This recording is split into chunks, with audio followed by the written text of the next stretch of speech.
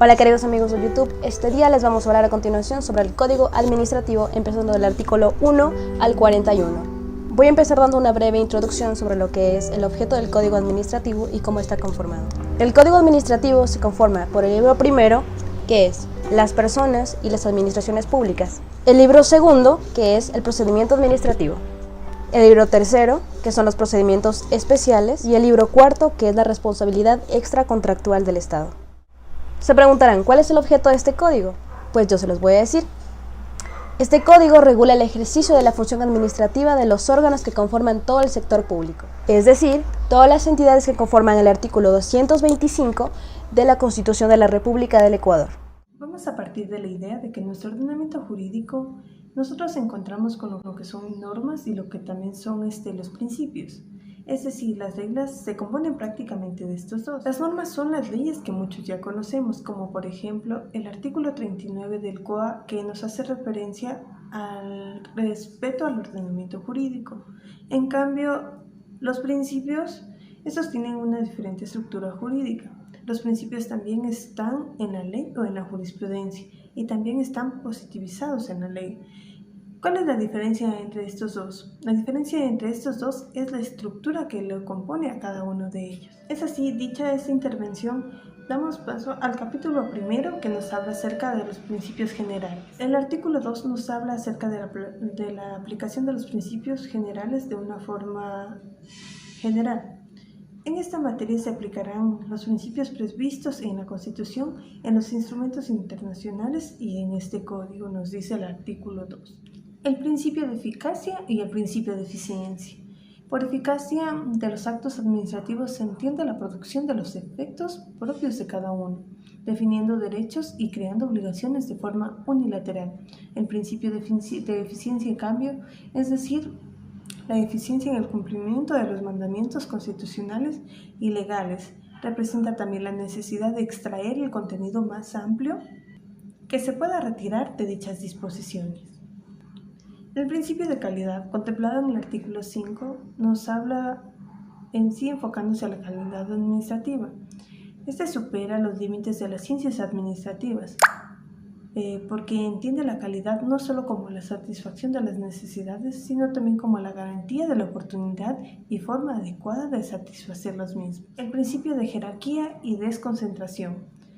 El principio de jerarquía está contemplado en el artículo 6, nos habla en sí sobre la función, es decir, la de establecer y fomentar una relación estrecha entre el poder político o gobierno y pueblo. El artículo 7, el principio de descentración, en cambio, es una técnica administrativa que consiste en el traspaso de la titularidad o el ejercicio de una competencia que las normas atribuyen como propia a un órgano administrativo. El principio de descentralización es aquella en la cual diversos órganos con competencias determinadas llevan a cabo las funciones del Estado. El principio de coordinación, contemplado en el artículo 9, en este las autoridades administrativas deben garantizar la armonía en el ejercicio de sus respectivas funciones con el fin de lograr los fines cometidos estatales. El principio de participación, en este principio todas las personas deben estar presentes e influir en las cuestiones de interés general. El principio de planificación está contemplado en el artículo 11. El principio de planificación, este principio puede identificarse como esfuerzo sistemático para producir decisiones y acciones básicas que crean y administran la organización. Principio de transparencia. Dentro de este contexto, los principios de transparencia y publicidad se constituyen en medios para proteger la integridad y actuaciones administrativas públicas. El principio de evaluación. La presentación de ese servicio de administración, los procesos se enfocarán en la evaluación permanente tanto en nivel interno como en nivel externo, en las entidades de administración pública central. Principio de juridicidad. Obligación que poseen los integrantes de los poderes estatales del Estado, en la cual el actuar, el acuerdo al derecho, implica la obediencia estatal total del Estado de la Constitución. Principio de responsabilidad. El principio de responsabilidad establece que cada individuo debe responder sus propios actos y decisiones. Principio de proporcionalidad. Responde a una idea, evitar una utilización desmedida de las sanciones que conlleva a una privación o restricción de libertad. El principio de buena fe. El principio de buena fe Busca regular el comportamiento de las personas involucradas, más o no los resultados de actuar en contrarios de la lealtad y honestidad. Principios de actividad administrativa en relación con las personas. El principio de imparcialidad e independencia. Los servidores públicos tomarán sus resoluciones de manera automática. Los jueces y demás servidores públicos deberán tomar decisiones y emitir resoluciones con imparcialidad. El principio de control.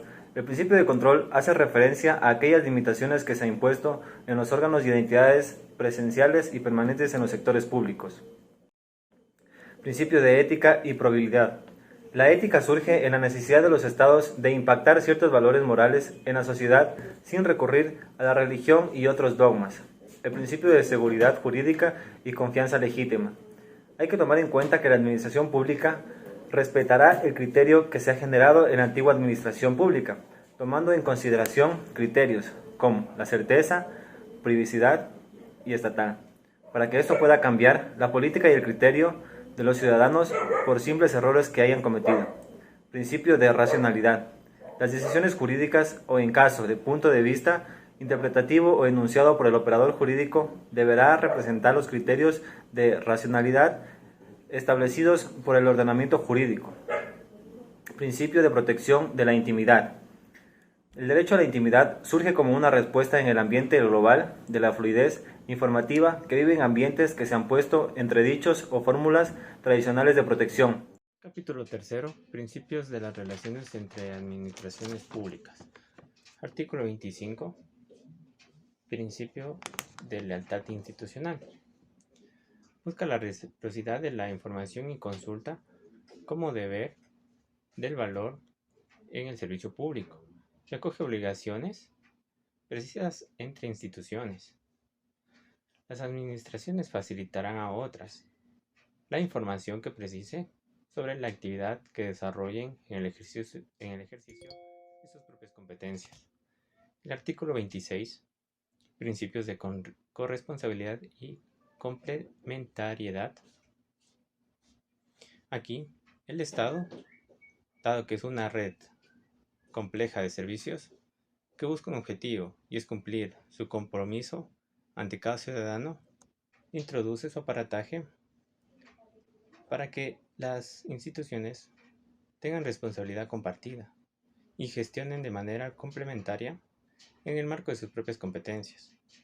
Estas actuaciones tienen que hacer efectivo el goce y ejercicio de los derechos de las personas y el cumplimiento de los objetivos del buen vivir, así como dice el artículo 26. El artículo 27, principio de subsidiariedad. Aquí hay que puntualizar que se define como un principio que señala qué nivel jerárquico está habilitado para actuar en determinados casos, y asimismo derivarlos o encaminarlos tomando en cuenta que sigue un orden de prelación. Por lo tanto, las administraciones a nivel territorial superior intervendrán cuando los objetivos de la actuación pretendida no puedan ser alcanzados por los niveles inferiores. En el artículo 28, principio de colaboración, las instituciones, en cada una de ellas, mantienen una división de competencias, las mismas que adoptarán o acogerán mecanismos de coordinación, buscando los objetivos comunes. Por ello, así, buscarán la participación activa institucional, ahondando en cada uno de los recursos de estas mismas, como lo dije antes, gestionando su coordinación eficiente y con los recursos. Hemos llegado al capítulo 4, que se refiere a los principios del procedimiento administrativo. Alison les va a relatar el principio de tipicidad y el principio de irretroactividad dentro de la administración. ¿Qué es el principio de tipicidad? Es un principio de procedimiento sancionador que limita la potestad sancionadora a través de la cual las sanciones administrativas, que son impuestas como consecuencia de una infracción prevista en una ley, se va a realizar únicamente mediante su debida tipificación. Vale decir la definición precisa, la definición concreta, exacta, que le permita conocer a este administrado de aquello que la autoridad administrativa está obligando o está prohibiendo. Este principio obliga que al momento de que se formulen cargos contra el administrado, se defina con claridad cuál es la infracción en la que ha concurrido. Y continuamos con el siguiente principio, que es la irretroactividad administrativa. Este principio explica que los hechos que constituyen una infracción administrativa serán sancionados de conformidad con lo previsto en las disposiciones vigentes en el momento de producirse. No dice ni antes ni después, sino al momento. La retroactividad se refiere a que no vamos a sancionar con una ley que haya sido puesta antes o después, sino, aunque hay una excepción, que lo dice en el segundo inciso de esta ley, de este principio de retroactividad, que es que las disposiciones sancionadoras producen un efecto retroactivo en cuanto favorezcan al presunto infractor. Si esta ley anterior favorece al presente de la persona, pues se concurrirá a ella, pero si desfavorece, no se la tomará en cuenta. El Código Orgánico Administrativo, en su capítulo 4, se refiere al derecho de las personas. Esto no lo relacionado con la administración pública. Debemos principalmente destacar que los derechos de las personas establecidos en el COA se desprenden de lo que nos dispone la Constitución de la República, principalmente en su artículo 66. Para el caso que nos ocupa, las personas, en el marco de la administración pública, cuentan con el derecho fundamental a la buena administración pública, que consiste en la adecuada aplicación de las normas legales, tanto a nivel internacional como nacional, y la Constitución de la República. También las personas cuentan con el derecho a la petición. Esto de acuerdo a lo que establece el numeral 23 del artículo 66 de la Constitución, que garantiza a las personas el derecho de presentar peticiones de manera individual o colectiva y que éstas sean atendidas de forma oportuna. Las personas también cuentan con el derecho al debido proceso administrativo. Esto enmarcado en la Constitución, el artículo 82, que consiste en que la administración pública debe brindar a las personas seguridad jurídica en todos sus actos. Las personas también cuentan con el derecho al acceso a los servicios públicos y a conocer las prestaciones que éstas brindan y a presentar reclamos en caso de que los servicios sean deficientes.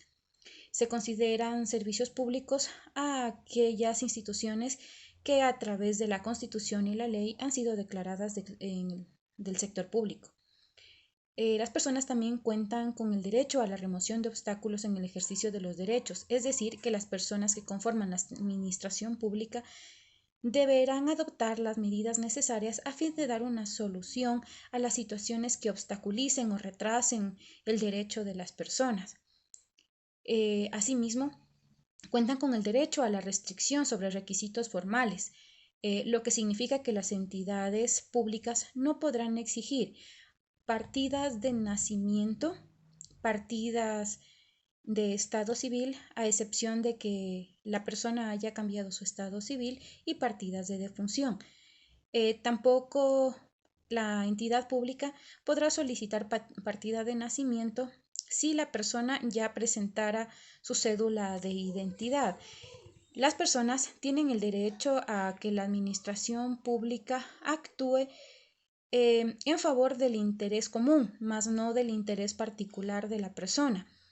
La administración pública debe velar por el efectivo goce de los derechos de las personas, y las personas así también tienen el derecho a participar. Capítulo 6. Deberes de las personas. Artículo 38. Refiriéndose en este caso al deber general de la solidaridad. Aquí nos habla sobre las personas que deben promover el bien común y anteponer el interés general al interés particular.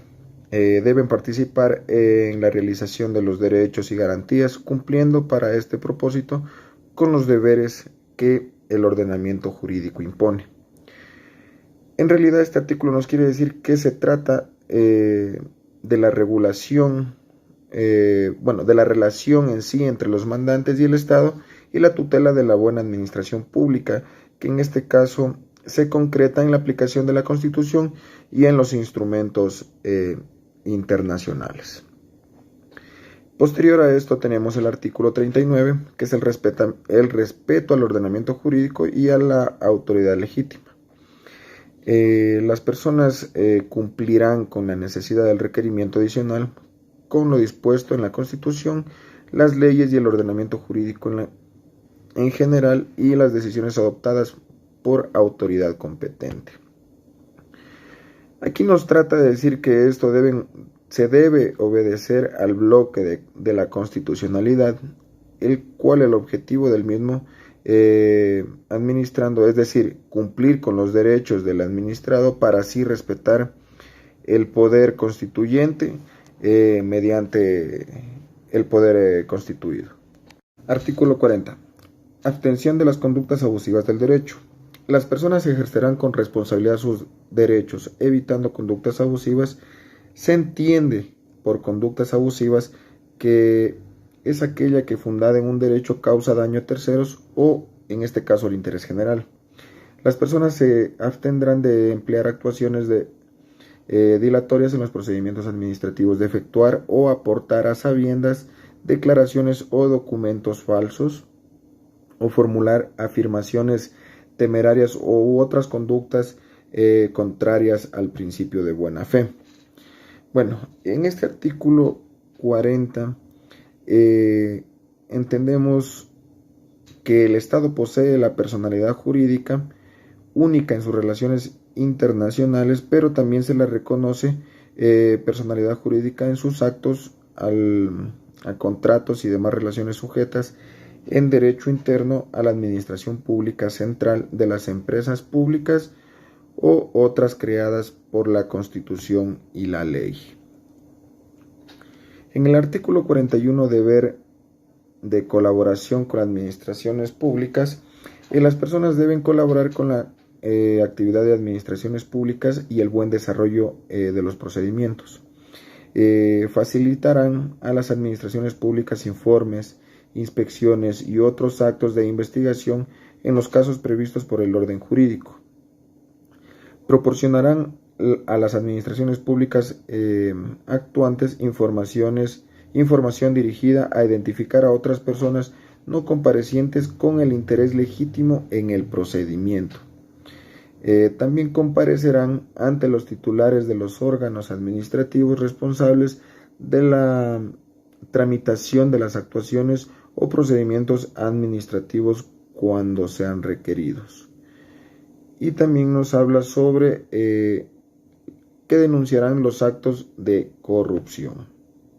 El artículo 41 en realidad nos habla sobre, y tenemos que entender que nos habla sobre respetar el ejercicio legítimo a las otras administraciones de sus competencias. Nos habla también sobre ponderar en el ejercicio de las competencias propias la totalidad de los intereses públicos implicados y en concreto aquellos cuya gestión estén encomendados exactamente a las otras administraciones.